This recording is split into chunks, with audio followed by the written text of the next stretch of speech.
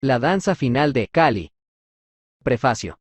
Déjese bien claro desde la primera frase de su prefacio. Este libro no sirve a los intereses de ningún movimiento, ni proyecto, ni organización, ni colectivo, ni grupo de ningún tipo. Es más, tampoco tiene como pretensión que Inspire nada de esto, como tampoco que Inspire cualquier polémica, debate o ideología. Este libro está al servicio exclusivo e individual del lector, y es este sujeto quien valorará personalmente dicho servicio. Lo que él haga con los conocimientos que pueda adquirir con la lectura, es algo que no nos concierne ni un poco. De la misma manera, si el criterio del lector considerara que el libro no puede servirle de ninguna forma, siempre será mejor que no se acerque a su contenido. Precisamente por su contenido, recomendamos evitar esta lectura a personas dependientes a un sistema de creencias. No nos referimos a personas religiosas, necesariamente. En principio, la religión, la que sea, no resulta ser un sistema. Nos referimos con más exactitud a aquellos cuya identidad depende de una sistematización ideológica de cualquier tipo. En la medida en la que se esté aferrado a esa identidad, la lectura de este libro será más desaconsejable. Alguien así, por lo tanto, ningún favor se hará, ni nos hará con acceder a los contenidos aquí presentados. Debido a ese carácter problemático de los contenidos, el presente trabajo ha sido firmado por un nombre alternativo al conocido. Enseguida se comprobará que lo que aquí se trata requiere cierta discreción de autoría. Ese y no otro es el motivo por el que el nombre es desconocido para el público, no por una parodia de seudónimo, ni por un alter ego, ni por otro tipo de esnobismo al que tan acostumbrados nos tienen los autores modernos. ¿Quién es la individualidad que está detrás de esta obra? Resulta una cuestión totalmente irrelevante. A través de la firma alternativa se asume la autoría y la responsabilidad que requiere el libro. Quien tenga que saberlo, sabrá quién es su autor. No es un secreto, tan solo resulta algo sin ninguna importancia. En cuanto a las fuentes de los datos y citas que en este libro se manejan, decir que la gran mayoría son directamente extraídas de las obras escritas por los propios autores referidos. Es decir, cuando se habla de algún autor moderno, se ha evitado decir otra cosa de él, que no sea lo que él mismo ha escrito. De ahí, la importancia de las comillas en esta obra, pues la mayoría de las fuentes son directas, extraídas de obras y declaraciones textuales. Se optó por no incluir una bibliografía, pues esta, para ser mínimamente exhaustiva, aun siendo incompleta, multiplicaría por 2 la extensión de la impresión del libro. En el mejor de los casos, una bibliografía solo puede acreditar nada más que un bagaje de lecturas más o menos amplio, y en ningún caso, una autoridad o una veracidad de lo escrito. Además, la bibliografía es una necesidad reciente del academicismo, y enseguida se comprobará que esta no es una obra académica, sino exactamente lo contrario.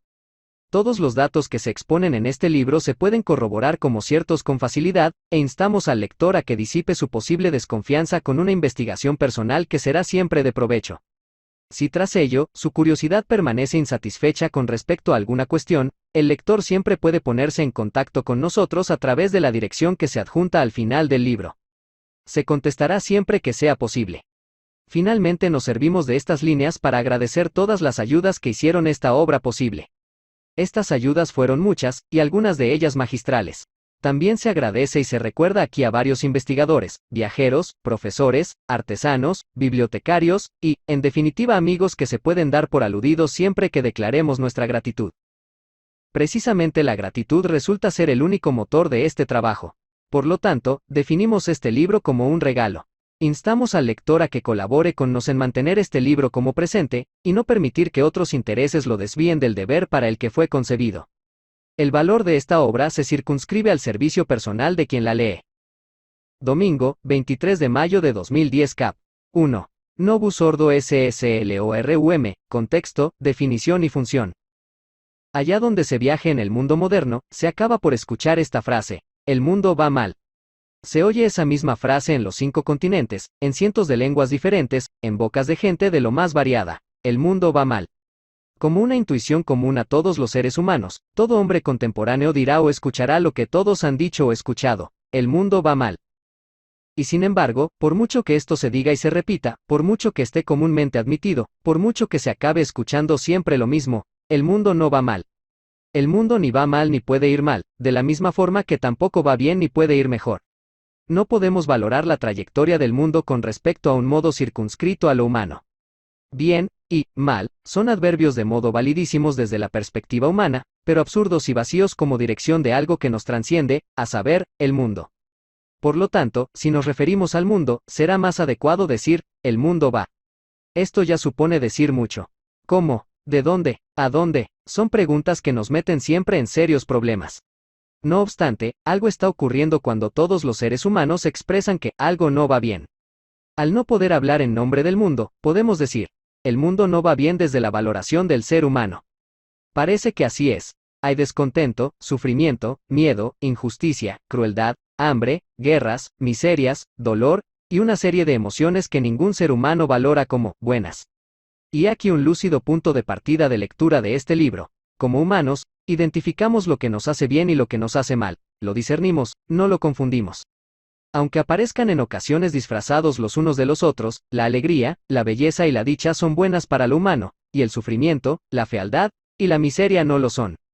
Por ello, el mundo nos parece no ir bien, porque lo malo parece abundar en grado, cantidad e intensidad.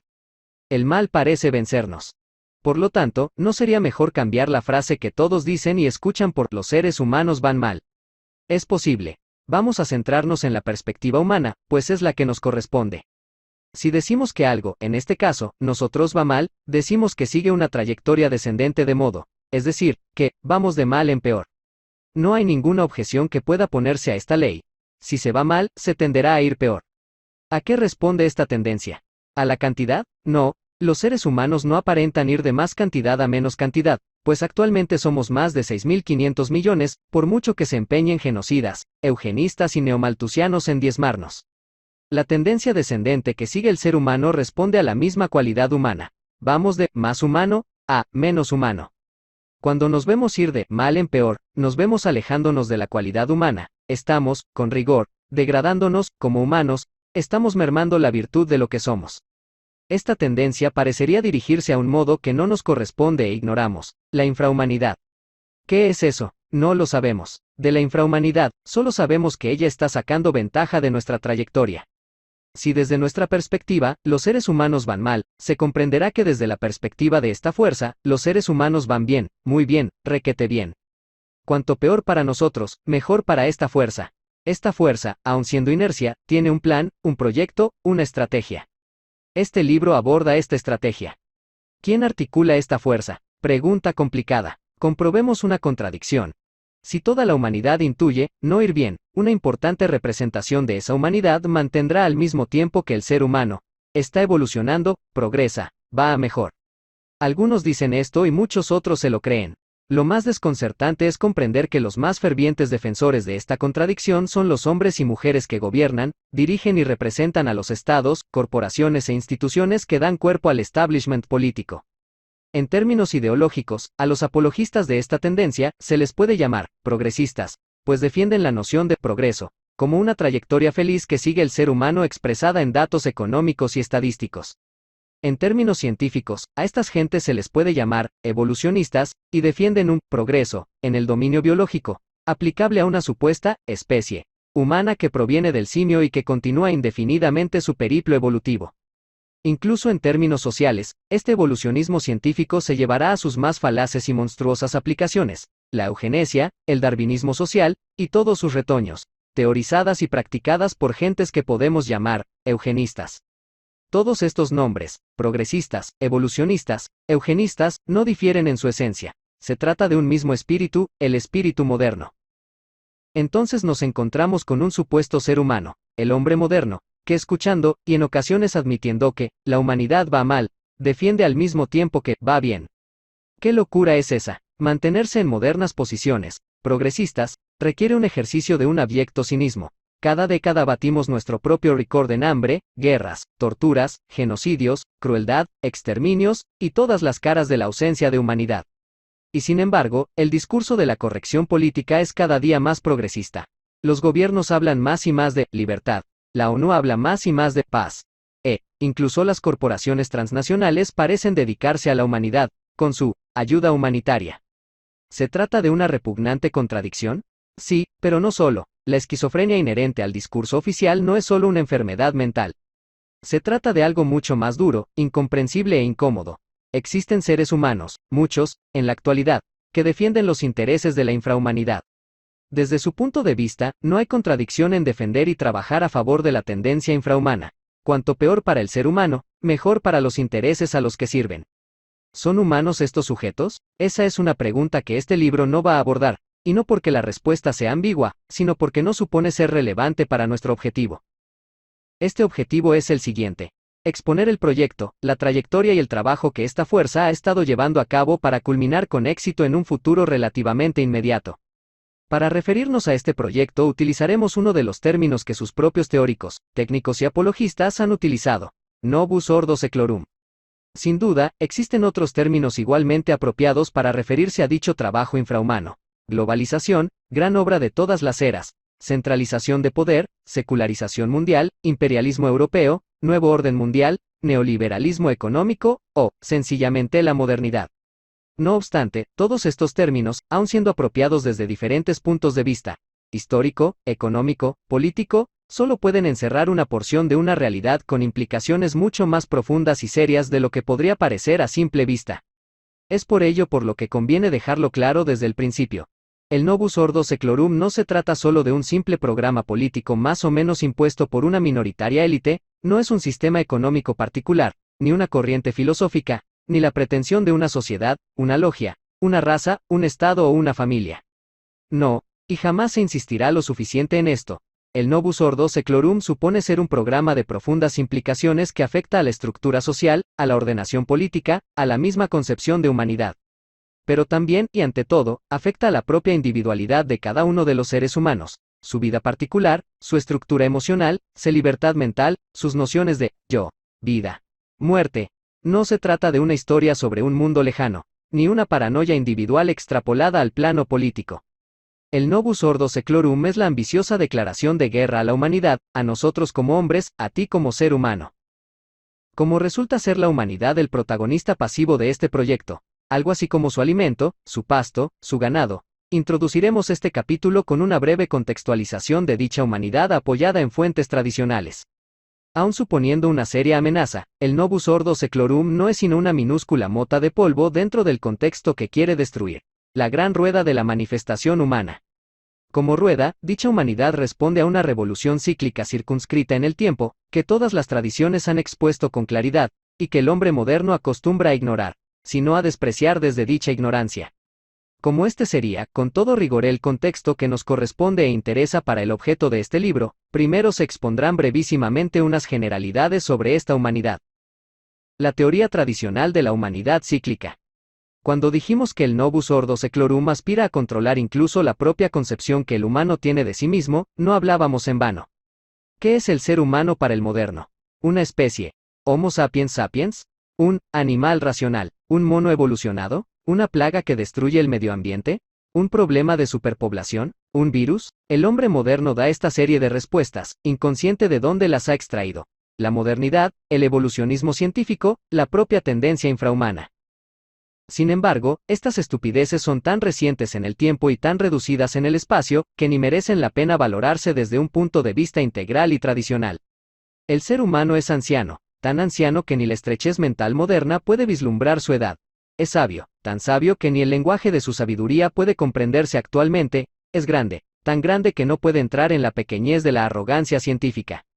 Esta verdadera naturaleza humana se expuso con claridad a través de todas las expresiones tradicionales del mundo antiguo, y no es una casualidad que para borrar esa exposición y confundir su claridad, el reciente espíritu moderno se presentara como violentamente anti-tradicional, revolucionario, secular. Las tradiciones de la antigüedad conocían el grandioso despliegue de la manifestación humana, e incluso sabían circunscribirlo a coordenadas temporales. Dichas coordenadas no eran las mismas que manejamos actualmente en el mundo moderno, es decir, la historicidad. Jamás podremos hacernos una mínima idea de la vasta experiencia de la humanidad, si encorsetamos su manifestación en una falaz y pobre concepción del tiempo, el tiempo lineal.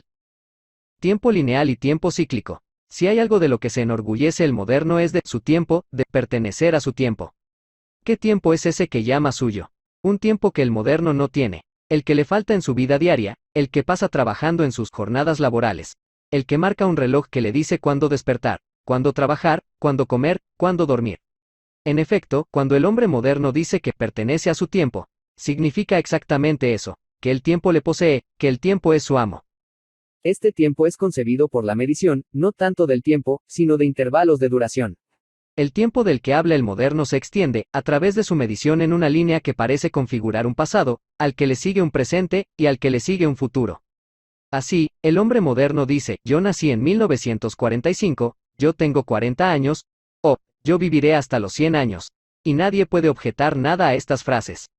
De esta manera, el mismo hombre dirá que el ser humano tiene 50.000 años, la era cristiana tiene 2010 años, o incluso, el universo tiene una edad de 13.700 millones de años, y tampoco nadie va a puntualizar nada desde esa concepción temporal. Sin embargo, ese tiempo lineal conformado por un continuo de pasado, presente y futuro resulta ser una falacia, no existe tal continuo. Del pasado solo se puede decir que ya fue, y nuestro acceso a él es a través de una inestable y poco fiable actividad mental, la memoria, en sánscrito, smrti. Del futuro, ni tan siquiera eso se puede decir, tan solo que él podrá ser, y que solo podemos concebirlo a través de otra evanescente actividad mental, la imaginación, en sánscrito, vikalpa. Por lo tanto, el continuo pasado, presente, futuro no tiene ninguna validez, y de él solo restaría una serie indefinida de presentes, cuya suma colectiva sería lo que el moderno identifica como tiempo. Pero esta serie también expresaría un absurdo. Si el moderno concibe el tiempo a través de su duración, el presente no tiene duración que lo haga mensurable, por lo tanto, la serie indefinida de presentes sería una suma de ceros que no expresaría nada. El tiempo lineal, con principio y fin, dividido en intervalos de tiempo, mensurable como una secuencia de pasado, presente, futuro, es decir, la historicidad que tanto le gusta al moderno, solo tiene una validez práctica a los intereses de la vida moderna. Fuera de ese utilitarismo, el tiempo lineal, por sí solo es una falaz ilusión. Por supuesto, el ser humano siempre concibió el tiempo de modos más completos que esta historicidad. Si el tiempo no conforma una línea, tampoco conforma un segmento. No se puede decir que el tiempo tenga un comienzo o un fin, más allá de la manifestación cósmica desplegada entre la disolución de todo en sí mismo, lo que la tradición india llama Mahapralaya. Desde todas las expresiones tradicionales, el tiempo solo puede expresarse simbólicamente por una rueda, jamás por una línea, jamás por un segmento. Este tiempo circular es expresado por toda tradición, y cuanto más antigua, más clara dicha expresión. Tradición celta, irania, jainas, drávidas, brahmanismo, después budistas. Como la expresión tradicional más viva y menos mutilada que podemos encontrar es la indoaria, las fuentes tradicionales hablan de la rueda del tiempo expresada con la palabra chakra. Así, el tiempo tradicional no tiene principio ni fin, y lo único ajeno al flujo temporal será el centro inmóvil de dicha rueda. Esta figura del tiempo aparece en numerosas fuentes védicas, pero basta con citar unas pocas como el Atharva Veda, 19, 53.5, algunas Upanishads, como Kautaki Upanishad 3.15 o Matri Upanishad 6.4, o la célebre Bhagavad Gita, 10.33, Yo soy Kala. Siendo como una rueda, la concepción tradicional del tiempo es cíclica, y nadie puede señalar un comienzo o un fin en este tiempo, pues el final de un ciclo coincide infinitesimalmente con el principio de otro ciclo. Este sería el tiempo en el que se manifiesta la humanidad que necesitamos contextualizar brevemente, es decir, el tiempo cíclico en la que la humanidad aparece. La humanidad como manifestación cósmica. Manvantara. Si en el tiempo algo se manifiesta, ese algo estuvo y estará en algún momento en estado no manifestado. Parece de perogrullo. Cualquier manifestación es eso mismo porque está en relación con la posibilidad de inmanifestación. En el caso particular de la humanidad, hubo múltiples manifestaciones, y todas, es importante recalcar esto, todas, las tradiciones recogen esta multiplicidad. Las fuentes de las civilizaciones precolombinas, las tablas sumerias, las cosmologías egipcias, incluso versiones descartadas del Génesis judaico. Hablan siempre de diferentes humanidades, hombres descartados, de hombres primeros múltiples. Todos estos mitos comunes a todas las tradiciones expresan algo que todos los seres humanos saben, todos menos el arrogante bobo moderno. La humanidad es muy antigua en el tiempo, tanto que ni la concepción temporal actual puede ni hacerse una idea. Y no solo eso, en ese tiempo inabarcable, existieron diferentes manifestaciones humanas. De nuevo, nos encontramos en las fuentes védicas la expresión más completa de esta teoría que, casi, todos los seres humanos conocen. Los diferentes Manus fundaron diferentes humanidades a lo largo de diferentes manifestaciones llamadas Manvantara. Existen más conocimientos comunes a todas las tradiciones en ese sentido. Dicha humanidad, o con más rigor, humanidades, en plural, se manifiesta en trayectoria descendiente con respecto a su principio. En otras palabras, Tal y como intuyen algunos seres humanos contemporáneos que perciben que la humanidad va mal, las diferentes tradiciones siempre expresaron esa tendencia de la humanidad de ir de más a menos en términos cualitativos. Es natural que así sea. Algo se manifiesta desde su principio con esplendor, y después comienza un declive que se identifica con todo proceso de manifestación. Todas las fuentes tradicionales hablan de un tiempo lejano en el que los seres humanos vivían más y mejor, tenían más vigor espiritual, convivían en armonía con sus semejantes y los animales. Todos estos temas se repiten hasta la saciedad en tradiciones que resulta difícil encontrarlas nexo común. Pueblos indígenas de América del Sur, civilización maya, azteca, sumerios, babilonios, cretenses, asirios, fuentes jainas, fuentes drávidas, fuentes indoarias, la tradición extremoriental en la lejana China. Incluso en la cercana y valoradísima por los modernos, Grecia antigua, se encuentran estos mismos temas en Hesíodo o Platón.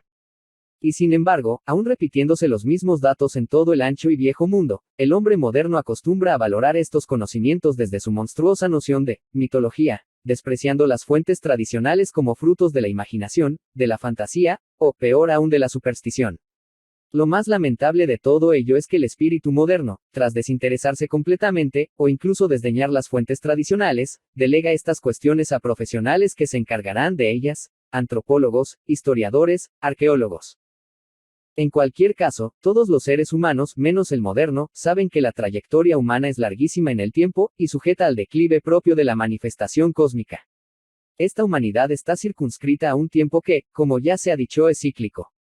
Por lo tanto, la misma humanidad también será cíclica. De nuevo nos encontramos con las mismas coincidencias, en las mismas tradiciones de las que restan expresiones, los jainas, los shaivas, los hindús en general. Y no solo eso, la delimitación de los ciclos será la misma, son 4 los ciclos de la humanidad, tal y como expresan de la misma forma los Puranas indios, los 4 yugas, o incluso fuentes grecolatinas, las 4 edades del hombre. Será precisamente en las fuentes védicas de los Puranas donde se encontrarán las expresiones menos mutiladas de las 4 eras yugas de la humanidad.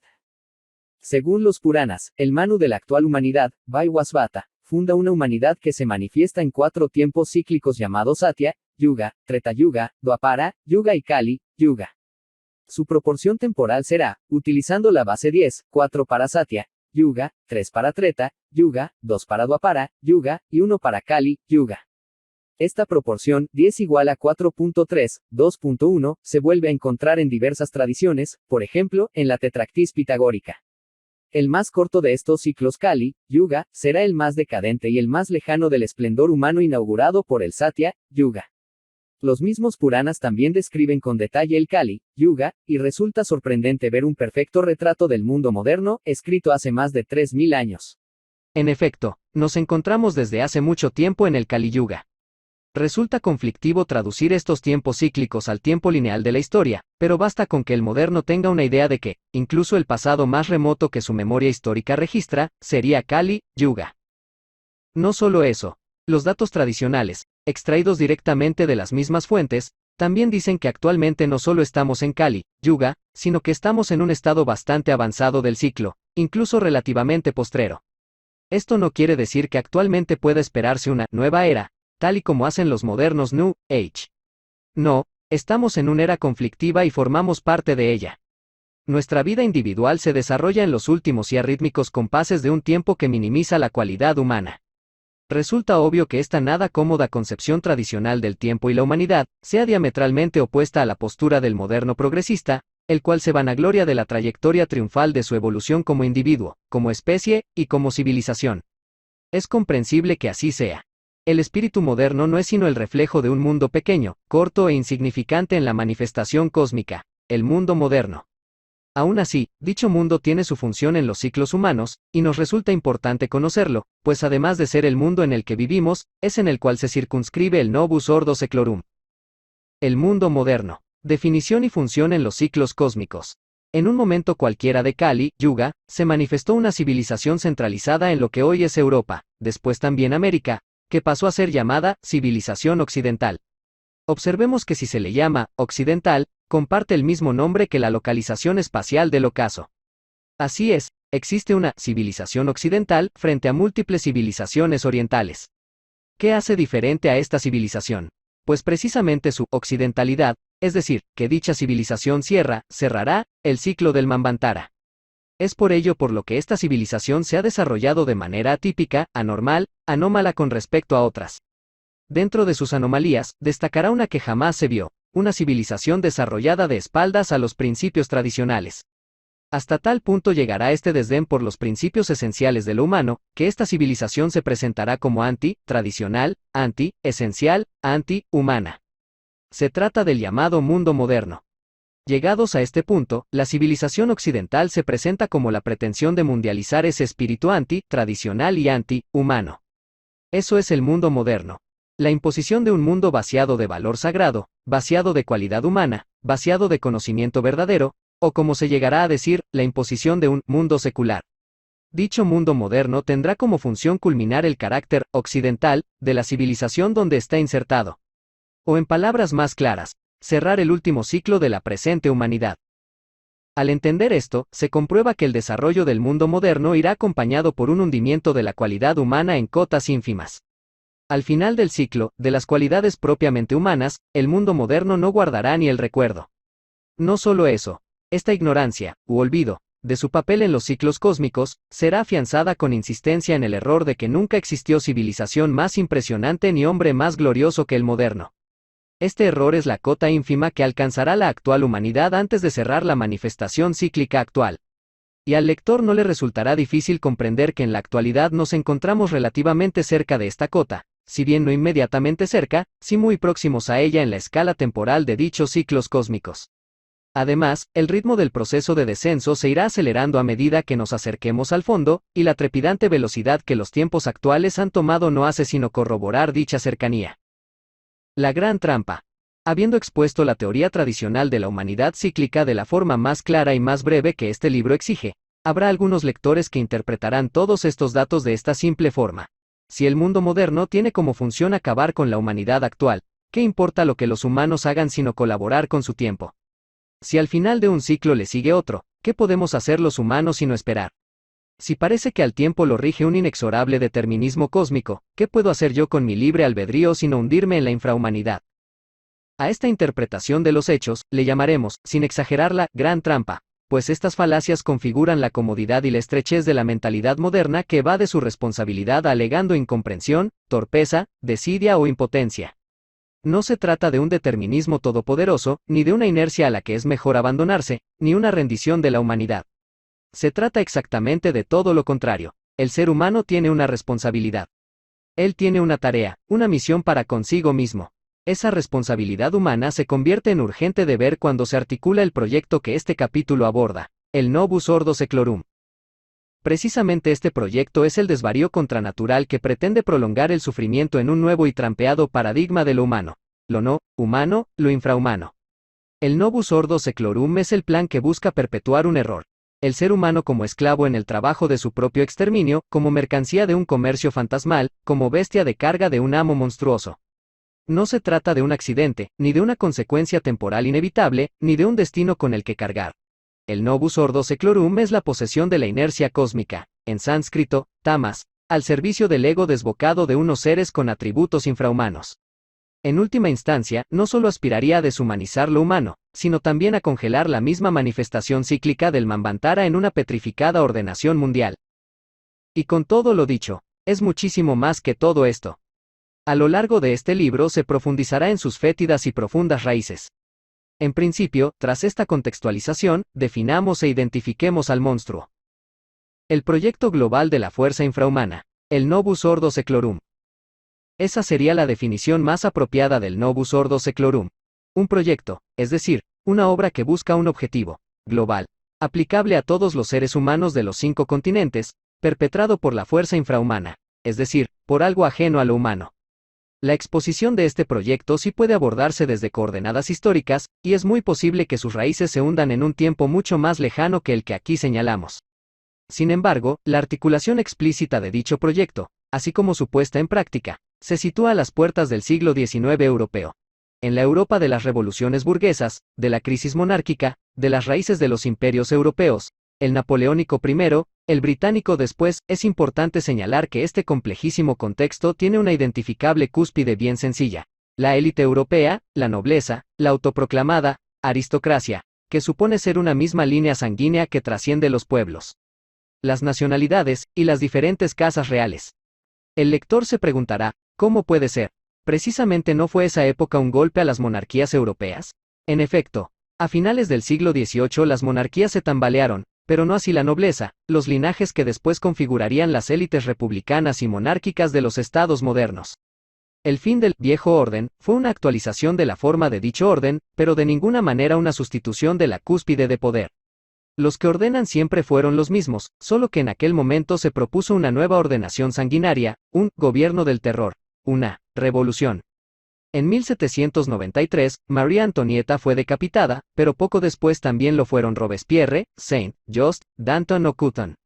Monárquicos y no monárquicos se vieron las caras en el cesto de mimbre de la guillotina. Fue una purificación de sangre de una misma élite, pero de ninguna forma un ataque a la nobleza europea. Al menos 31 de los 44 presidentes de Estados Unidos tienen comprobados parentescos con las familias reales europeas. La misma tendencia se va a encontrar en los primeros ministros franceses, también en los parlamentarios ingleses y en las directivas corporativistas del siglo XXI. ¿Por qué actualmente casi todos los estados europeos celebran fiestas de masturbación oficial con los aniversarios de la Revolución Francesa? Fue un macabro ritual de sangre en el que se purificó el linaje de la élite, de la nobleza, de la aristocracia. El autoproclamado gobierno de los mejores hace una sangría purgativa de la que sale reforzado. Habrá que comprobar en qué sentido la élite europea se consideraba mejor. ¿Recordamos? Si el ser humano va peor, alguien en el mundo va mejor. ¿Quién? Los mejores aristos que gobiernan. De este contexto de finales de XVIII surgirá la primera pretensión explícita de centralización de poder mundial. El Imperio Napoleónico fue un ensayo de algo que años más tarde el Imperio Británico consiguió, la Unión Europea. Lo que Napoleón no consiguió militarmente, las élites financieras europeas lo consiguieron a través del Banco de Inglaterra en 1815. Sin embargo, la Unión Europea data de este contexto pre-decimonónico, al menos como pretensión, como plan común de una misma élite, como plataforma imperial de control de todo. ¿Todo? Sí, todo el mundo, o, al menos lo que esta aristocracia entendía como mundo. Esa pretensión que quizás suene exagerada a ciertos oídos, es el objetivo explícito del espíritu moderno que alcanza la mayoría de edad en este contexto. La gran obra de todas las eras, una era revolucionaria, quiere comenzar a finales del siglo XVIII. ¿En qué se traduce ese espíritu revolucionario? En mares de sangre. Múltiples conflictos de una violencia inédita se irán a desarrollar a partir del macabro cántico de libertad, igualdad y fraternidad. Guerras de unas naciones contra otras naciones, guerras dentro de la misma nación, guerras por una nación que tan siquiera existe. Así, la violenta era moderna seguirá con la costumbre europea de guerra continua, solo que ahora se aumentarán los niveles de intensidad, destrucción y absurdo.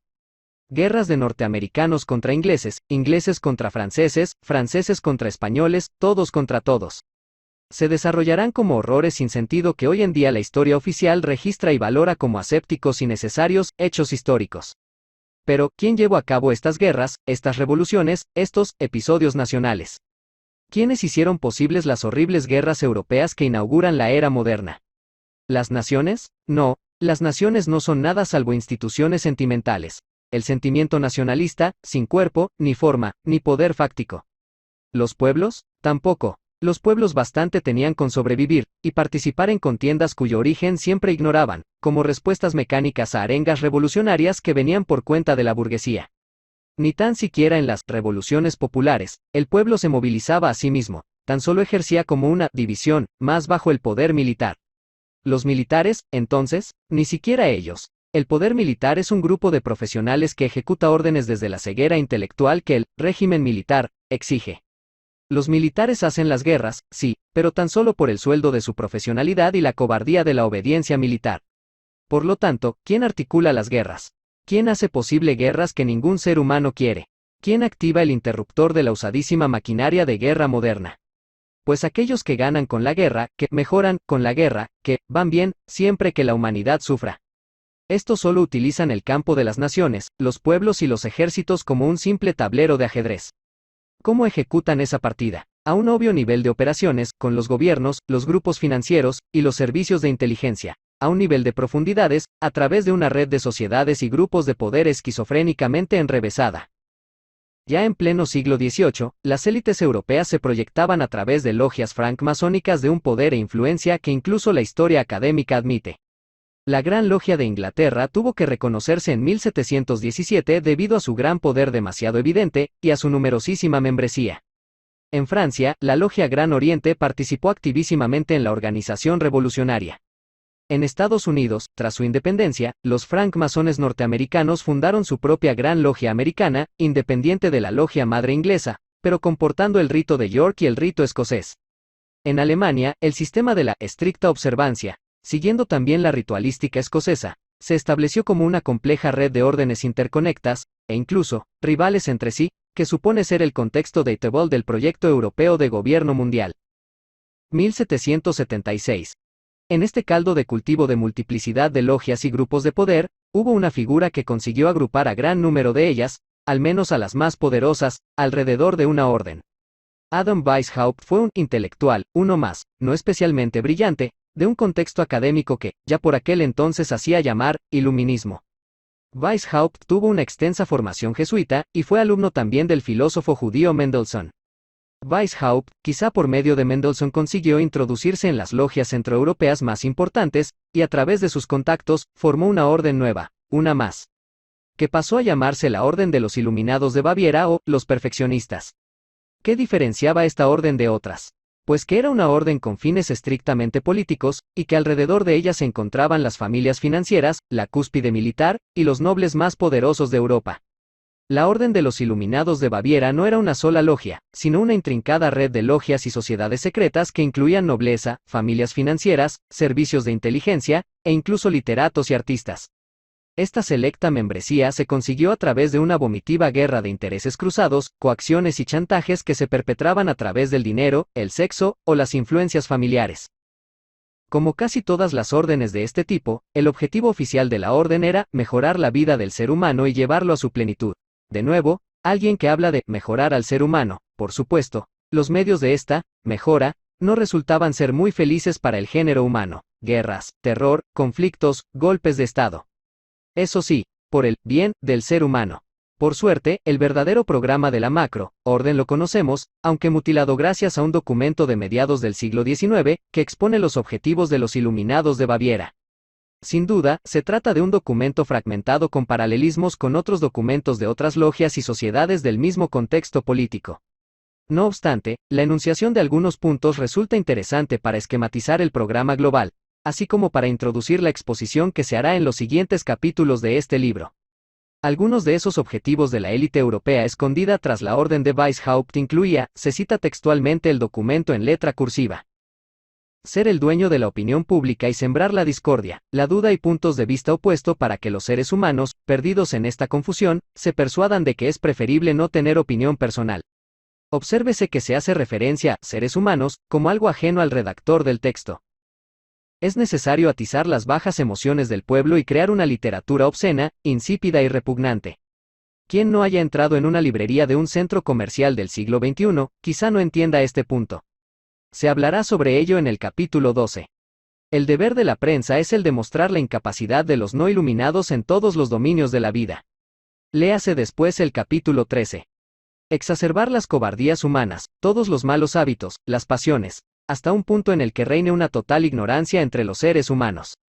Téngase en cuenta esta frase a lo largo de toda la lectura del libro.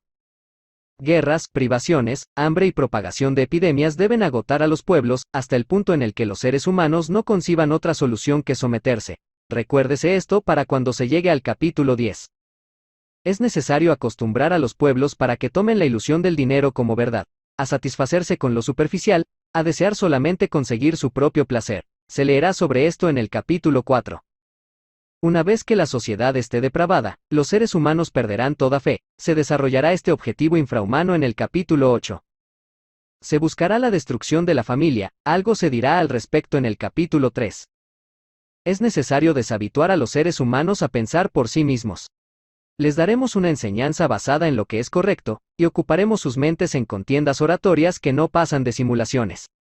Esperemos hasta el capítulo 12 y 13 para saber más. Por lo tanto, es necesario repetir incesantemente a los ciudadanos la doctrina, para que permanezcan en su profunda inconsciencia. Se hablará de esa inconsciencia en el capítulo 11. Para dominar el mundo es necesario desmontar los pilares sobre los que reposa toda verdad. Esta es la tesis de la doctrina, que se expondrá en el capítulo 4.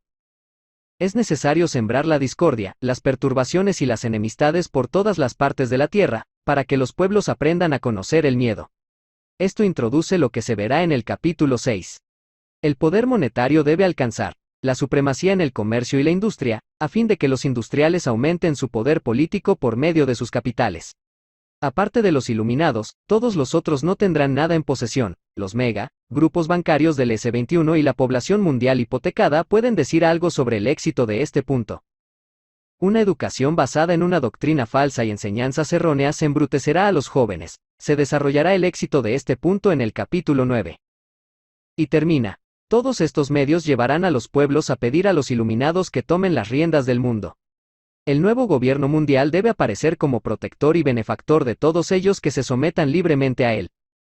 Revelador, este texto, en todo caso, se escribió muy lejos del comienzo del siglo XX, y el momento actual del XXI ilustraría el éxito de muchos de los objetivos aquí expuestos. La autoría de este documento se atribuye al propio Weishaupt, aunque esto resulta discutible. En cualquier caso, la individualidad que esté detrás de la declaración escrita del programa es una cuestión irrelevante cuando los mismos grupos de poder trabajaron, obviamente bajo una agenda con directrices comunes. La Orden de los Iluminados de Baviera no es sino un concilio de las logias francmasónicas y sociedades secretas que ya existían en Europa, y que compartían finalidades, aunque entre ellas existieran feroces rivalidades a niveles subordinados. La datación oficial de la fundación de la Orden fue en 1776, pero esta operaba mucho tiempo antes, y las logias y sociedades que acogió en su seno también existían hace mucho, en ocasiones, muchísimo, tiempo. Consideramos inoportuno exponer aquí la historia de estos grupos, pues además de ser una fastidiosa tarea, es menos provechosa de lo que parece. La fecha, 1776, y el nombre de la orden respondería más a numerología y simbolismos cabalísticos, que a fundaciones históricas. Lo que más nos interesa de la fecha es que, a partir de este contexto histórico, la élite europea se agrupa alrededor de un proyecto común. Este Congreso de la aristocracia europea se materializó en Wilhelmsbad, en 1782, donde acudirían representantes de toda la nobleza europea y de las más poderosas familias financieras: Saxe, Coburg, Orleans, Brunswick, Saint-Germain, Naige, Mirabeau, Mountbatten, Thurn und Taxis. Uno de los asistentes de este gran conciliábulo francmasónico, el conde de Vireu, escribió en sus memorias sobre el plan tratado: solamente puedo decir que es mucho más serio de lo que se puede imaginar. 7 años después de esta reunión, Europa estaba completamente patas arriba. Comenzaba la era de las revoluciones. El imperio napoleónico abría con el siglo XIX la presentación explícita del plan europeo de la fuerza infrahumana: más guerras, más sangre, más centralización de poder político. Este primer paso en el programa resultaba ser un prototipo de Unión Europea, pero Napoleón es frenado militarmente con las guerras financiadas por una familia de usureros de origen judío cercana a Weishaupt y presente en Wilhelmsbad, los Rothschild. A través de la caída napoleónica en 1815 y la correspondiente victoria británica, ellos sufragaron a ambos bandos. La dinastía Rothschild conseguía un poder económico hasta la fecha desconocido. A través del Banco de Inglaterra, Europa está bajo el control económico de los grupos financieros del linaje del Escudo Rojo. El centro de esta proto-CEE, Comunidad Económica Europea, es Londres, y más concretamente la City of London, donde están asentados los grupos financieros que hacen posible el proyecto europeo mundial. ¿Por qué mundial? Porque la pretensión es el gobierno mundial. Los estados europeos se lanzan a una carrera imperialista, y Reino Unido sacará ventaja en dicha carrera. Como si fuera la herencia de un huerto, los estados europeos se reparten el mapamundi a través de las colonias. Sin embargo, el colorido puzzle de las fronteras imperialistas decimonónicas no deben distraernos del éxito de la primera etapa del proyecto global. El dominio mundial es único, el dominio mundial es europeo. Los diferentes estados europeos parecerán encontrarse a la greña en inacabables conflictos. Sin embargo, en un nivel superior, la élite europea consigue el total control político, económico y militar del mundo a lo largo del siglo XIX. Saquean África, corrompen a las tierras musulmanas, devastan Asia, ultrajan India, narcotizan China.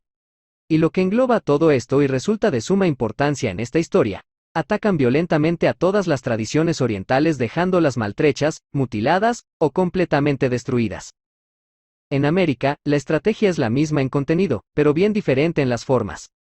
El programa europeo requiere el dominio de un estado clave a nivel geoestratégico y de recursos, Estados Unidos. La independencia de los Estados Unidos duró poco si es que en algún momento fue. Los grupos financieros europeos, citylondinenses utilizaron a la marioneta de Alexander Hamilton, que creó el First National Bank of United States. La invasión imperialista británica en Estados Unidos no necesitaba ser militar, sino económica. Además, tras las guerras napoleónicas, la casa Rothschild encontró el segundo negocio del siglo, en poco más de 40 años, la Guerra de Secesión norteamericana que comenzó en 1861. La masacre mutua del pueblo norteamericano supuso una auténtica gallina de los huevos de oro para los grupos financieros europeos, los cuales se aseguraron el control absoluto del gobierno federal de los Estados Unidos. Para garantizar ese control, la City londinense se hizo de una serie de leales agentes que trabajaron al otro lado del Atlántico con admirable eficacia. J. P. Morgan, Kuhn Loeb, August Belmont. Esta invasión económica culminó con éxito a través de la creación de la Reserva Federal en 1914, año en el que comenzaba en Europa la siguiente etapa del programa. Y mientras la élite europea controlaba el mundo a través de guerras, sangre y deudas económicas, ¿cómo se controlaba a sí misma la Europa decimonónica? Pues con más guerras, con más sangre, y con más deudas económicas.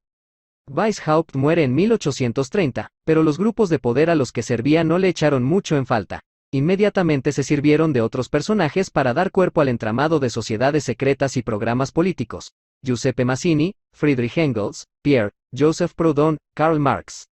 Este último, un judío alemán, escribió, en la misma Londres, el manifiesto ideológico clave en la etapa del plan que comenzará con el siglo XX. El mismo Marx, así como Mazzini, así como Albert Pike, así como otros, conocía con detalle la agenda preparada para el siglo XX.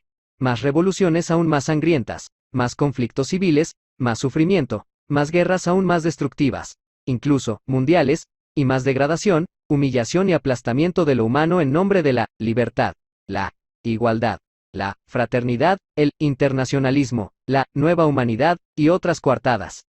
El fantasma que sobrevolaba Europa fue invocado por Marx y Engels en la propia Londres. Sin embargo, fue en la fría y lejana Rusia de los zares donde el espectro se materializó en una espantosa revolución. Esto supone ser importante en grado sumo. La fuerza infrahumana adoptó un dualismo bajo dos formas de vida diferentes, la una materializada en comunismo, la otra espectral pero igualmente presente en algo que difusamente se haría llamar socialismo. Una estará condenada al fracaso como sistema político dictatorial impuesto por la fuerza, otra podrá perpetuarse indefinidamente a través del disimulo y el sigilo.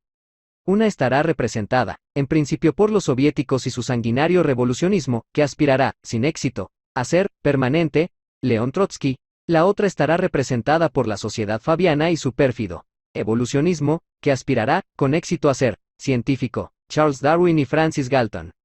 Este dualismo resultará muy útil para la etapa abierta del siglo XX, la cual se expondrá a lo largo de este libro como el trampolín hacia el momento presente en donde el gobierno mundial y el control absoluto del ser humano, individual y colectivo, físico y psicológico, consciente e inconsciente, es un hecho. Esta resulta ser la síntesis y la contextualización del proyecto global que encierra el Novus Ordo Seclorum. Dicho todo esto, nos consta que es necesario formular una cuestión que desprograme ciertas tendencias viciadas de pensamiento, y desbloquee estrecheces mentales que no permitirían avanzar en la lectura de este libro. ¿Quién habló de conspiración? Tras esta breve exposición, es probable que algunos lectores digan en este momento: se trata de una teoría de la conspiración. Unos se lo dirán como mecanismo de descrédito de dicha exposición, y otros se lo dirán para clasificarla dentro de una información que consideran interesante. Porque, no falla, ante ciertos nombres, ciertos datos, ciertos personajes, un gran porcentaje de lectores modernos piensa en el término conspiración. Lo curioso de todo esto es que en este libro, la palabra conspiración no ha aparecido. Nadie ha dicho nada de una conspiración. Y sin embargo, detractores y seguidores de la llamada teoría de la conspiración habrán catalogado de antemano el contenido de este libro a través de dicho término. Se sabe qué es conspiración.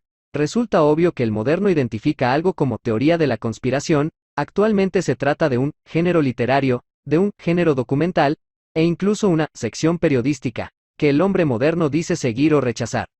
De la misma forma que a uno le gustan las revistas femeninas y a otro las novelas sobre vampiros, a otro le gusta la teoría de la conspiración. De la misma forma que a uno le gusta el canal Historia, y a otro los documentales de animales salvajes, a otro le gusta la teoría de la conspiración. De la misma forma que a uno le gusta la información deportiva y a otro la CNN, a otro le gusta la teoría de la conspiración. Este libro no está interesado en esta variedad de gustos de la modernidad. Por nuestra parte, nos limitamos a usar las palabras con un rigor que detractores y seguidores de las teorías de conspiración acostumbran a despreciar. No hablamos ni hablaremos de conspiración porque no hay conspiración. ¿Qué es conspiración? Según la máxima autoridad de la lengua que estamos manejando, es unirse varias personas contra su superior o soberano. Teniendo en cuenta esta definición, el novus ordo seclorum sería lo opuesto a una conspiración. Aquí no hay dos o más sujetos con anhelos subversivos, ni existen pretensiones de alcanzar el poder. No, aquí hay un único poder desarrollándose sin ningún tipo de oposición, manifestándose tal y como es a lo largo de la historia reciente. Nunca insistiremos lo suficiente en asegurar que la fuerza que articula el novus ordo seclorum es un único poder que ha gobernado al ser humano a lo largo de lo que él llama historia. Solo existe un establishment perpetuándose en una ambición de crecimiento permanente. Por lo tanto, actualmente, no hay posibilidad alguna para una subversión, ni para una oposición, ni muchísimo menos para una conspiración. Es por ello por lo que no usamos esa palabra, porque no se puede ceñir a la realidad que este libro aborda. Y sin embargo, nos consta que algunas lecturas de este libro se harán desde esta perspectiva basada en dicho término. Estas lecturas no nos interesan ni poco, así como las críticas que pueden surgir de ellas, tanto las favorables como las negativas. Los detractores del género conspiratorio seguirán en la comodidad de una concepción del mundo, mitad película de Hollywood, mitad cuento infantil para antes de irse a dormir. Los seguidores del mismo género seguirán culpabilizando a los judíos, a los masones, a los arios, a los norteamericanos, a los ingleses, a los comunistas, a los extraterrestres. Y evadiéndose de su responsabilidad humana. ¿Se puede dejar más claro? Nadie tiene la culpa del novus ordo seclorum. Ninguna nacionalidad, raza, familia u otro tipo de colectivo puede ejercer de chivo expiatorio de un proceso tremendamente complejo que involucra a cada uno de los seres humanos. ¿Se puede dejar más claro? Nadie conspira nada. Solo la propia desidia y pereza del ser humano ganando terreno a la hora de interpretar la verdad de una manera íntegra. ¿Se puede dejar más claro? La única teoría que resulta válida es la que conduce a la práctica de la responsabilidad individual de cada ser humano para con sus semejantes. Está claro, no hablamos de conspiración, no hay conspiración. Invitamos a los lectores que no puedan renunciar a su adhesión, positiva o negativa, a este término, que interrumpan la lectura de este libro con el punto que cierra esta frase. Yo, como ser humano, soy responsable de la situación. Ninguna lectura de la historia, oficial o alternativa, resulta provechosa si no participa en una toma de conciencia de la responsabilidad del ser humano como individuo. La investigación que busque culpar de una situación lamentable va a resultar siempre estéril, nadie tiene la culpa. En el caso particular del novus ordo seclorum, sus implicaciones sorprendentes e intrincadas van mucho más allá de la política, la historia, o la economía, e involucran a cada hombre y mujer, a su manera de operar con sus semejantes, a la forma de interpretar su vida. Por supuesto que en un proyecto siempre habrá ideólogos, apologistas, artífices con nombres y apellidos, muchos infames, muchos criminales, muchos despreciables, y aquí se expondrán, pero, en un proyecto global, la responsabilidad recae en todos los involucrados. El rol de víctimas, defensores, negadores, resistentes, colaboradores. No tienen valor verdadero en este caso, todos los seres humanos son, cada uno individualmente responsables de una situación que primero deben conocer con detalle, para después asumir dicha responsabilidad. Es el propio ser humano quien está seriamente amenazado. De nada sirve denunciar, pues no habrá autoridad a la cual llevar a los presuntos culpables. De nada sirve juzgar, pues no habrá jurisprudencia competente para este monstruo. De nada sirve gritar un victimismo que solo los verdugos podrán oír. Es cada ser humano individual quien tiene que comprender los reflejos y correspondencias entre lo general y lo particular. El novus ordo seclorum supone la degradación del principio, dharma, aprovechado por la fuerza infrahumana para establecerse. Es el propio ser humano individual quien debe, sí, verbo deber, comprender su responsabilidad individual. En sánscrito, el término que encerraría esta responsabilidad completándola sería svadharma. Si la lectura de este libro no ayuda al lector a conocer su propio svadharma, este libro no vale para nada. El primer paso para esa toma de responsabilidad es abrir los ojos a lo que nos rodea. Tras ese primer paso, lo primero que se verá, será lo más obvio. Se encontrarán una serie de instituciones incuestionables que configuran una forzada y antinatural estructura a nivel político, militar, social, psicológico y económico.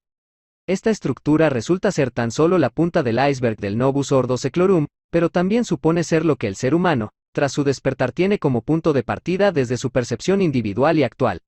El hombre moderno puede encontrar la correspondencia entre el Novus Ordo Seclorum y su vida particular y cotidiana, a través de lo que le rodea en su día a día: su trabajo, su salario, su número de identificación nacional, sus compañeros, sus vacaciones, sus compras, sus problemas, sus fiestas, sus bancos, sus médicos, sus derechos como ciudadano, su crédito hipotecario, su educación, su tiempo libre, su participación electoral, su alimentación, sus partidos políticos, su turismo.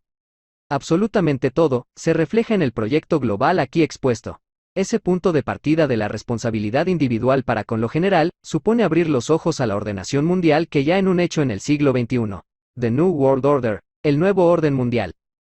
La ordenación política del gobierno mundial, el nuevo orden mundial. El 11 de septiembre de 1991, George H.W. Bush, el que era presidente de los Estados Unidos, proclama: ya hay un nuevo orden a la vista, un nuevo orden mundial. El discurso en donde está insertado esta frase, así como el aparente absurdo de proclamar esto en aquella reunión, como el tono, la fórmula, los términos, la fecha, indican que esta frase no es tan solo una declaración pública extraída de un discurso político más. Bush es uno de esos linajes norteamericanos emparentados sanguíneamente con la élite europea. Su fortuna familiar se hizo considerable en el S-19, principalmente gracias al tráfico de opio y drogas, negocio que fue continuado en generaciones posteriores. El padre de George H.W., Prescott Bush, era un adineradísimo comerciante e influyente financiero internacional involucrado en la industria bélica. Prescott Bush financió directamente la maquinaria de guerra europea en los años 40 del siglo XX, y muy especialmente, el poderío militar de la Alemania nazi. El propio George H.W. Bush participó como piloto en la Segunda Guerra Mundial, y él fue gloriosamente condecorado por su eficacia asesina en el Pacífico. Bush es un nombre relacionadísimo con el núcleo duro del Partido Republicano, así como con la sociedad más cerrada y siniestra de Yale, y así como con el poderoso CFR. Se trata de una importante familia marioneta del Novus Ordo Seclorum, y no es una casualidad que fuera George H.W. quien anunciara el nuevo orden mundial, así, allí, al fin, y de esa manera. En efecto, a finales del siglo XX, el Novus Ordo Seclorum adquiere un aspecto solidificado, concreto, tangible. Se trata, con rigor, de un nuevo orden mundial, como resultado político de la fuerza infrahumana manifestándose triunfante en todos los aspectos del ser humano. Por lo tanto, el New World Order, tal y como se identifica en el siglo XXI, supone ser tan solo lo visible, lo formal, la punta del iceberg de un proyecto mucho más complejo que un programa político. Sin embargo, no todos los seres humanos ven ni tan siquiera esa obvia punta del iceberg. Esto se debe a mecanismos de control sobre la población que abordaremos más adelante. Por ahora, para cerrar este capítulo que define y contextualiza el objeto tratado a lo largo de todo el libro, se señalizarán algunos puntos clave en el nuevo orden mundial que ya son un hecho en 2010, año en el que se escribió este libro. Lo más curioso de todo esto es que un aluvión de medios alternativos está anunciando actualmente la tendencia hacia estos puntos cuando ya hace 20, 30 o más años que se han llegado a cotas de incontestable éxito. La gran obra de todas las eras no acaba nunca. Está concebida para la perpetuación indefinida, para el eterno perfeccionamiento. No obstante, si el lector quiere tener una visión de un estado avanzado y harto postrero del Novus Ordo Seclorum, basta con que abra los ojos al mundo que le rodea y reflexione en los 7 puntos que aquí se exponen. 1. La centralización de poder. Ya hemos visto que, a nivel político, el Novus Ordo Seclorum se manifiesta como un proceso de centralización de poder, ya visible en el siglo XIX. Ese centro, al que tiende a acumularse dicho dominio político, es Europa, y por extensión, el satélite del gobierno federal norteamericano. Se trata del llamado Anglo-American Establishment. Lo más terrible de este proceso de centralización de poder es que este parece no tener límite, es decir, cuanto más centralizado está el poder, más poder existe para centralizar. Resulta así de paradójico. Si los grupos financieros europeos ya controlaban el mundo a mitad del siglo XIX, actualmente lo controlan más allá de su totalidad, más allá de su objetivo inicial, más allá de lo que parecería el propio límite de control. Resulta ser así de aterrador. Las naciones y estados soberanos ya cumplieron su papel en este proceso, por lo tanto, su presencia se reduce a la residual utilidad que aún pueden tener para los grupos de poder transnacionales. En la medida en que carezcan de esa utilidad, los estados y naciones molestan, sobran, resultan ya obsoletas. Es por ello por lo que se iniciaron proyectos de unión transnacional, primero a nivel económico, después a nivel político, de los que hay que destacar la Unión Europea. Existen proyectos semejantes al europeo, pero resulta comprensible que el pionero, y el más explícito y evolucionado, sea precisamente la Unión Europea. Actualmente, las naciones europeas son piezas de un Estado que aspira a dominar desde Cabo Finisterre hasta la frontera turca, desde el Círculo Polar Ártico hasta Gibraltar. Esta Unión Europea contemporánea no es sino el sueño de Napoleón, de la casa Saxe-Coburg, de Karl Marx, de Adolf Hitler, y de los politicuchos de Maastricht, hecho realidad. Una superplataforma estatal que domina el continente que ha servido, y sirve, de base de los elitistas linajes, la aristocracia, que articulan el novus ordo seclorum. La tendencia del resto de continentes será esta misma, y todos esos megaestados, a su vez colaborarán en una centralización global de dicho poder. El loco sueño de la enfermiza ambición aristocrática ya hecho realidad, el gobierno mundial. 2. El gobierno mundial y la fuerza militar única. Esta es la pretensión explícita de los grupos de poder europeos, el gobierno mundial. Ya lo era en el siglo XIX, y lo es hoy en día, solo con una salvedad. La pretensión actual es perpetuar y fortificar dicho gobierno porque el gobierno mundial ya existe. Ya es un hecho. Algunos ciudadanos que oyen hablar del gobierno mundial, pueden pensar que se trata de una profecía exagerada para un futuro lejano. Y sin embargo, todos ellos nacieron bajo dicho gobierno. Toda la agenda desarrollada en el siglo XIX y XX consiguió por medio de ciertos eventos, principalmente, guerras, una centralización de poder en los grupos políticos que conforman el establishment europeo, norteamericano. En esta agenda, tuvieron una gran importancia las dos guerras mundiales, que devastaron Europa por partida doble en menos de 50 años. La Primera Guerra, la Gran Guerra, tuvo como consecuencia la Sociedad de las Naciones, 1919, el prototipo de lo que tras la Segunda Guerra Mundial se presentaría como ONU, 1945. Si una organización de unión transnacional surge con la guerra, ¿quién controlará dicha organización? Pues los causantes de dicha guerra. Las minorías que se lucraron, que obtuvieron poder, que se alimentaron con el horror de la guerra. ¿Es la ONU, por lo tanto, el actual gobierno mundial? Por supuesto que no. La ONU es tan solo una institución, por lo demás, utilísima, al servicio del gobierno mundial. Este usará la institución que él mismo ha creado mientras le sea de utilidad. Si puntualmente le resulta inútil, el mismo gobierno mundial desdeñará la autoridad de la institución para sus propios fines. Esto ya ha ocurrido múltiples veces. La más reciente el 22 de mayo de 2003, con el Consejo de Seguridad de la ONU y la invasión de Irak. Esto nos lleva a un tema estrechamente unido al gobierno mundial, el ejército único. Si ya hay un gobierno mundial, habrá una fuerza militar única. Esto es un hecho desde hace mucho tiempo, pero incontestablemente claro y explícito desde el fin de la Guerra Fría y el colapso soviético. La red militar de la OTAN encabezada por el ejército de Estados Unidos resulta ser la fuerza militar única, incomparable a ninguna otra forma de poder bélico, invencible ni tan siquiera en sueños por otro ejército, y completamente inexpugnable por otra fuerza más o menos militar. Si esto es así, algún ingenuo podría preguntar con razón, si solo hay una fuerza militar, ¿por qué sigue habiendo guerras? Las fuerzas militares fuera del paraguas de la OTAN desempeñan el papel de enemigo que toda fuerza militar necesita para legitimarse. En última instancia, existe una estrecha colaboración entre ejércitos. Solo el ejército norteamericano, británico, israelí podría destruir toda forma de civilización con un escaso porcentaje de su potencial. La misma industria bélica que equipa esta maquinaria de horror, se lucra vendiendo los excedentes al resto de ejércitos, nacionales o paramilitares, pertenecientes a la OTAN o al eje del mal, legales o no, los rudimentarios ejércitos nacionales, las diferentes fuerzas armadas del resto de estados, los soldados que sirven a estados soberanos, grupos guerrilleros o rebeldes, de todo tipo, harán su trabajo, es decir, la guerra, matar, siempre y cuando su misión sea útil para el interés del gobierno mundial. En otras palabras, si dos colectivos, estados, ejércitos, naciones, razas, grupos religiosos, quieren matarse entre ellos, tendrán que pedir permiso a la fuerza militar única para hacerlo. Si ésta decide que el conflicto es rentable e interesante para su programa, lo que ocurre la mayoría de las veces tratándose de sufrimiento, se declara una guerra. La industria bélica arma a ambos bandos, los grupos financieros internacionales se interesan por la deuda externa que puede dejar el conflicto.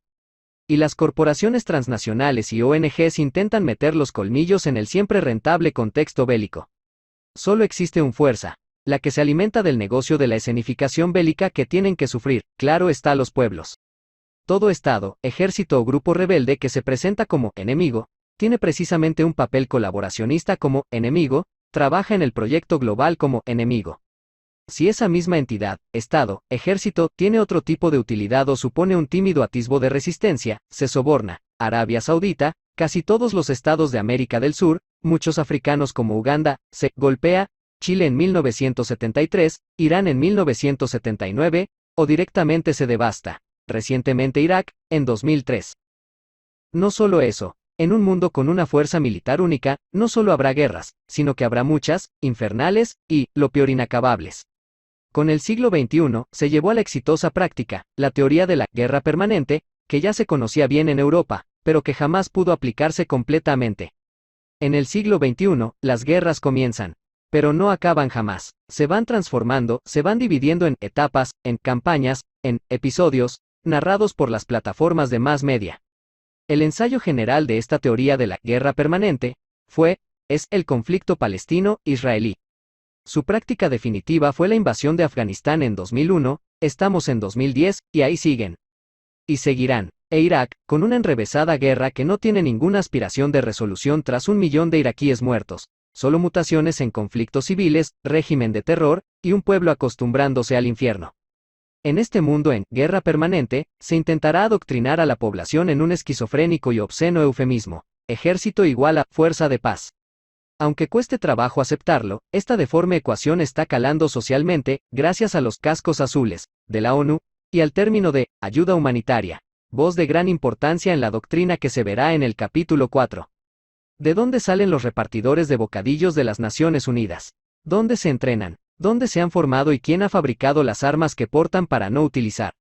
Respuesta a todas estas preguntas. De la misma fuerza militar única, la cual sirve a un gobierno mundial que es un hecho, que no es una abstracción, que no es una especulación teórica.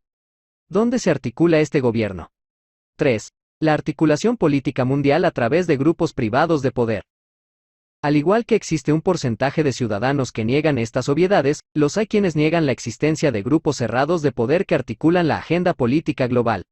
Los estados democráticos son estructurados en un bipartidismo controlado por grupos financieros que eligen los candidatos, imponen el programa y pagan las campañas.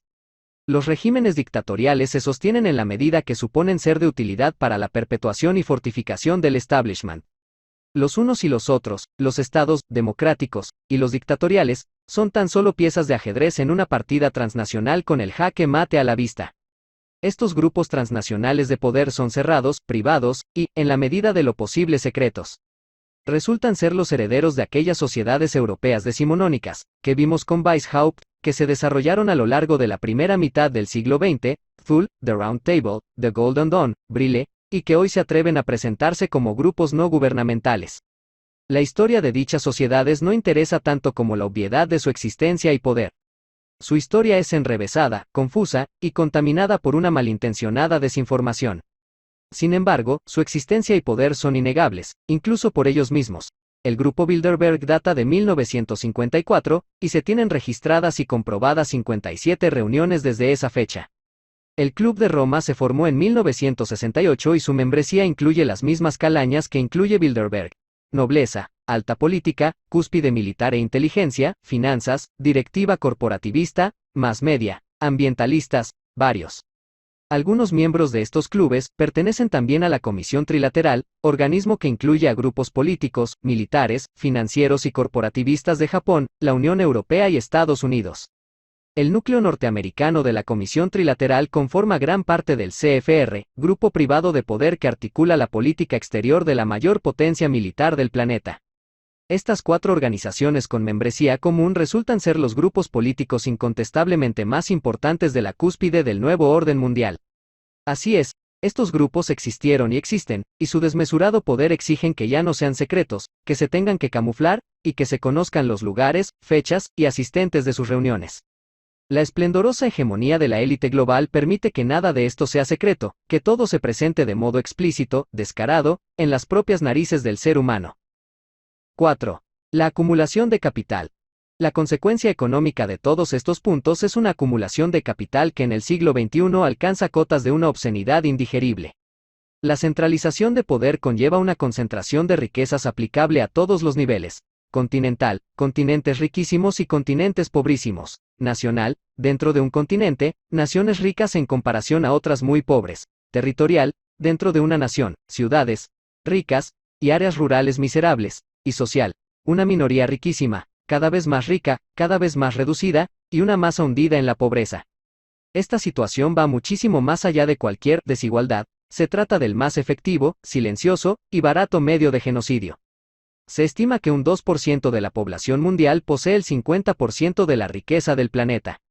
El sistema monetario, desarrollado en ese mismo siglo XIX por los mismos grupos financieros europeos ya nombrados, se presenta en el siglo XXI como inexpugnable, sólido e incuestionable. Los grupos bancarios adquieren, cada año, cotas de poder que crecen exponencialmente.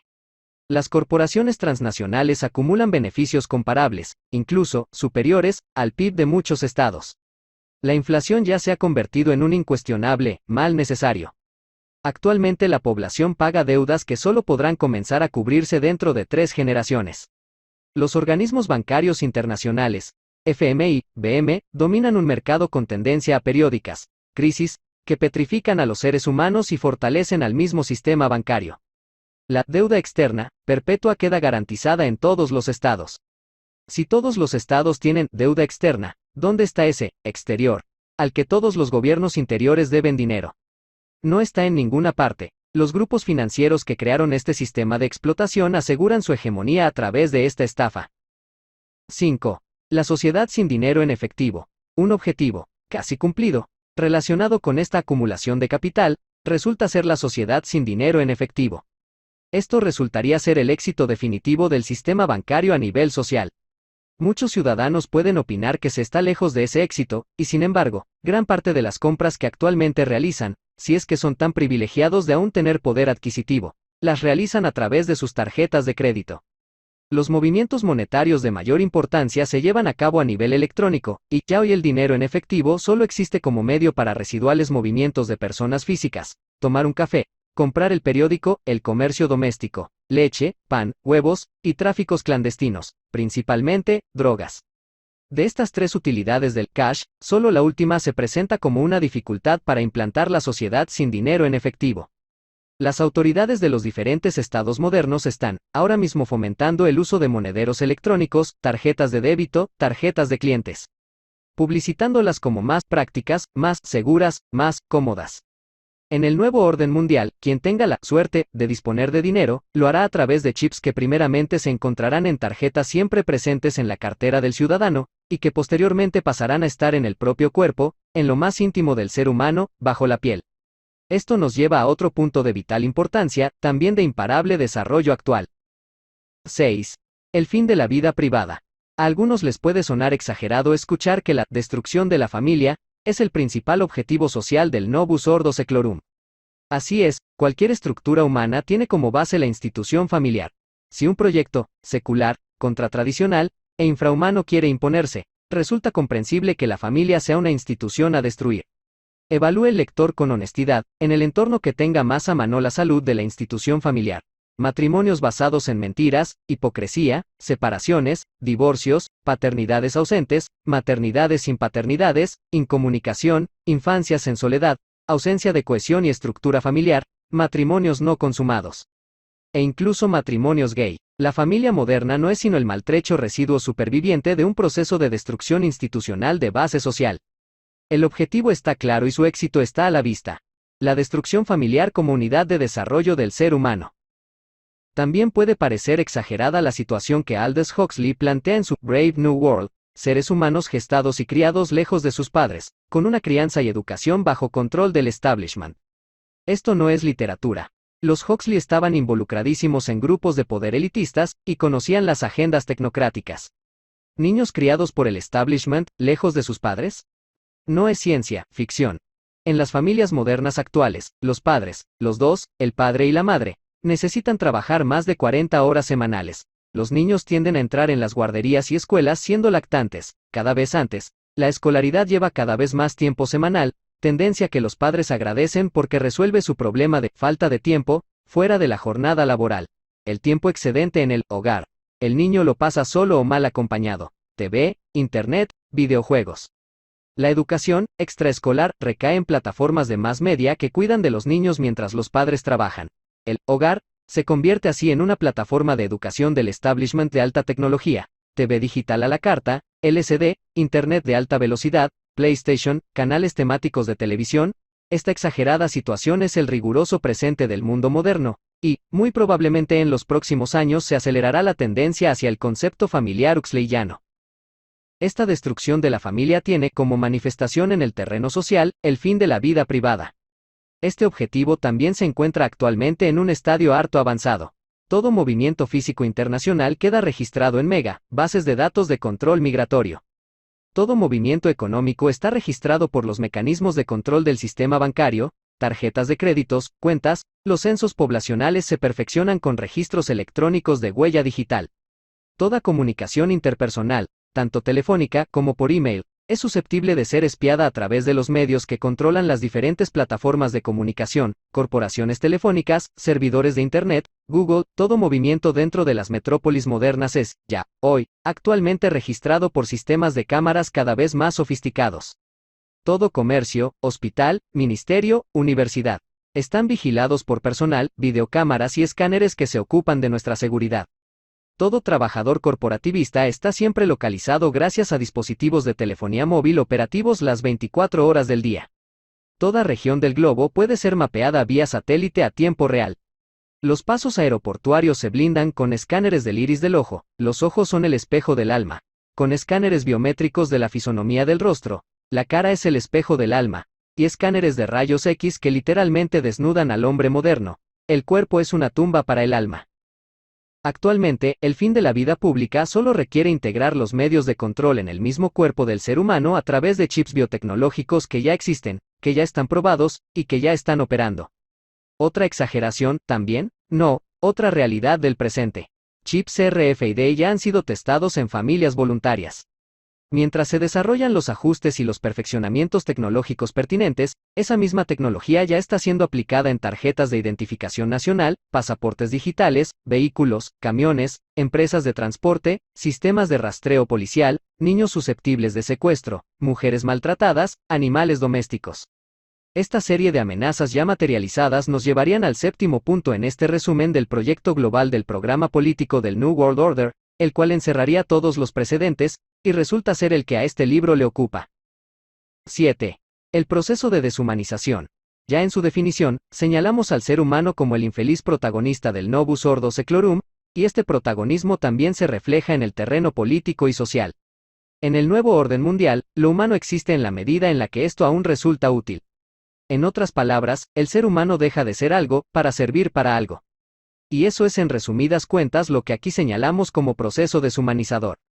Este resulta ser el objetivo social que culminaría todo el resto.